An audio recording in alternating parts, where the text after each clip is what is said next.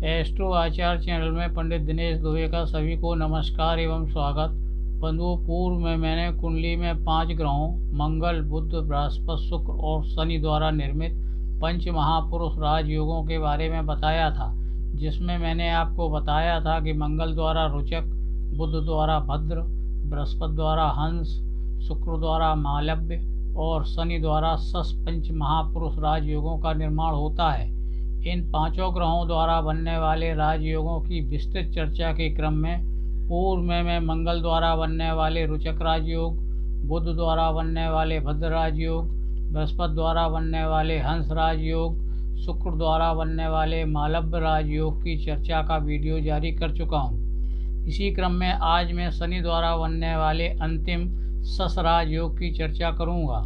चूँकि यह राजयोग शनि द्वारा निर्मित होता है, इसलिए इस राजयोग को समझने से पूर्व शनि के बारे में जानना आवश्यक है।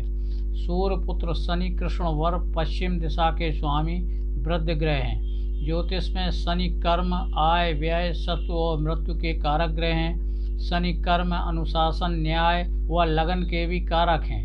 इसलिए शनि को न्यायाधिकारी व दंडाधिकारी भी कहा जाता है। शनि को कर्म परिश्रम पसंद है, इसलिए शनि बिना कर्म परिश्रम के कुछ भी नहीं देते हैं। शनि प्रबंधन, वित्त, राजनीति, भूमि के अंदर की वस्तुएं जैसे लोहा, कोयला, खनिज, पेट्रोलियम पदार्थों के भी कारक ग्रह हैं। ज्योतिष में शनि की स्वराशि मकर व कुंभ है व शनि की उच्च राशि तुला है। शनि की मूल त्रिकोण राशि कुंभ है। शनि की 3 दृष्टियां 3, 7 व 10 हैं। काल पुरुष की कुंडली में शनि 10वें कर्म भाव व 11वें आय भाव के लिए कारक हैं। अब बंधुओं, शनि द्वारा कुंडली में सस राजयोग का निर्माण कैसे होता है, ये आपको बताते हैं। शनि जब कुंडली के केंद्र के किसी भाव यानी पहले, चौथे, 7वें या 10वें में अपनी स्वराशि मकर या कुंभ में या अपनी उच्च राशि तुला में बैठें, तब सस पंच महापुरुष राजयोग का निर्माण होता है। देखिए चित्र में 12 लग्नों में से केवल मेष, वृष, कर्क, सिंह, तुला, वृश्चिक, मकर व कुंभ लग्न में ही जन्म होने पर सस राजयोग का निर्माण संभव है, क्योंकि शनि की स्वराशि मकर व कुंभ व उच्च राशि तुला इन्हीं लग्नों में केंद्र के भावों में आती है। बंधुओं, अगर कुंडली में निर्दोष सस राजयोग बना है तो व्यक्ति अत्यंत साधारण परिवार में जन्म लेकर बहुत ऊंचाई तक पहुंच जाता है। यह योग व्यक्ति को न्यायप्रिय, कठोर परिश्रमी, एकांत प्रिय, अनुशासन प्रिय, समाज सुधारक, सफल प्रबंधक, राजनेता व व्यवसायी बनाता है। यदि सस योग कुंडली के पहले भाव में बना है तो व्यक्ति की स्वयं तो बहुत उन्नति कराता है, वह शिखर तक पहुंच जाता है, लेकिन शनि की दाम्पत्य पर सप्तम दृष्टि व दशम पर दृष्टि से दाम्पत्य जीवन सफल नहीं होता है। वह व्यवसाय व कर्म में सफलता में कुछ कठिनाइयाँ आती हैं। जैसे कि पूर्व प्रधानमंत्री माननीय अटल बिहारी वाजपेयी की कुंडली में लग्न पर तुला पर शनि द्वारा बने सस योग ने उन्हें परिश्रम से प्रधानमंत्री तो बना दिया, लेकिन दाम्पत्य पर शनि की सप्तम दृष्टि से अविवाहित रहे।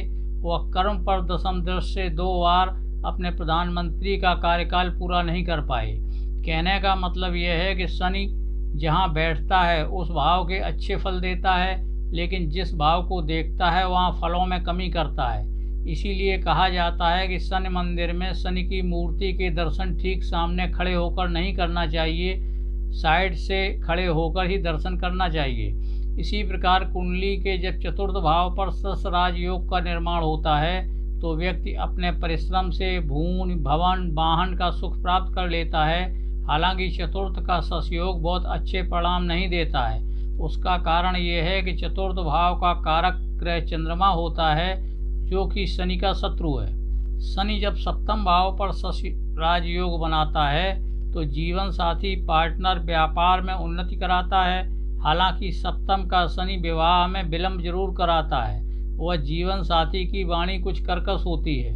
इसी प्रकार जब शनि कर्म भाव यानी 10वें भाव पर सस राजयोग का निर्माण करता है, तब सर्वाधिक सुफल मिलते हैं। व्यक्ति अपने कर्म से, मेहनत से शीर्ष पर पहुंच जाता है। खनिज, तेल, पेट्रोलियम प्रबंधन, लोहा, कोयला, न्याय, राजनीति, सिविल, माइनिंग जैसे व्यवसाय में विशेष सफलता मिलती है। इसका प्रमुख कारण यही है कि शनि 10वें कर्म भाव के लिए कारक होता है। शनि के फल की एक विशेषता यह भी है कि यह सुफल धीरे धीरे देता है। वह छोटे व्यापार या नौकरी से व्यक्ति कार्य शुरू करता है और शिखर तक पहुंचता है। सामान्यतः प्रौढ़ावस्था के बाद ही ज़्यादा अच्छे फल देखने को मिलते हैं। जैसे कि धीरूभाई अंबानी की कुंडली में धन भाव पर स्वग्रही शनि ने उन्हें व्यापार में धीरे धीरे शिखर तक पहुंचाया। अब बंधुओं, दोष रहित सस राजयोग के लिए कुछ शर्तें भी हैं जो कुंडली में होना अनिवार्य हैं। पहली शर्त है कि शनि केंद्र के भाव में अकेला हो, कोई अन्य ग्रह न तो साथ हो न कोई अन्य ग्रह की दृष्टि शनि पर हो। दूसरी शर्त है कि शनि बली यानी 15 से 20 डिग्री के आसपास हो, वह लग्न की डिग्री और शनि की डिग्री में ज़्यादा अंतर न हो, यानी लग्न और शनि जितने पास होंगे उतना ही शनि का प्रभाव ज़्यादा होगा। तीसरा, शनि न तो बकरी हो और न सूर्य के साथ अस्त हो। चौथा, नवांश कुंडली में भी शनि अच्छी स्थिति में हो। पांचवी और अंतिम शर्त है कि कुंडली में सूर्य, चंद्रमा और लग्न बली व शुभ भावों पर हो। बंधुओं, अगर ये शर्तें कुंडली में नहीं हैं तो सस योग निर्दोष नहीं कहा जाएगा और पूर्ण फल भी नहीं देगा, बल्कि योग भंग भी हो जाएगा। अब बंधुओं, यदि कमजोर शनि की वजह से यदि सस राजयोग का पूर्ण फल न मिल पा रहा हो तो कुछ उपाय बता रहे हैं जिनका लाभ आप ले सकते हैं। पहला उपाय है कि किसी ज्योतिषी से राय लेकर नीलम धारण कर सकते हैं। नीलम एक तेज व तीव्र असरकारक रत्न है, इसलिए इसको धारण करने से पूर्व तकिए के नीचे रखकर या बाँह में बांधकर पहले टेस्ट कर लें और ज्योतिषी से परामर्श लेकर ही धारण करें। दूसरा उपाय है कि शनिवार को हनुमत उपासना व पूजा प्रारंभ करें। तीसरा उपाय है शनिवार को शनि मंदिर या पीपल के पेड़ पर शनि का दीपक जलाएं। चौथा उपाय है शनिवार को जरूरतमंद को लेबर, मिस्त्री, स्वीपर, बाई आदि को दक्षिणा दान दें। बंधुओं, सस राजयोग का प्रभाव वैसे तो जीवन भर होता है, लेकिन जब शनि की दशा अंतरदशा आए या शनि गोचर में जब केंद्र के भाव में आए तो इसका सर्वाधिक प्रभाव देखने को मिलता है।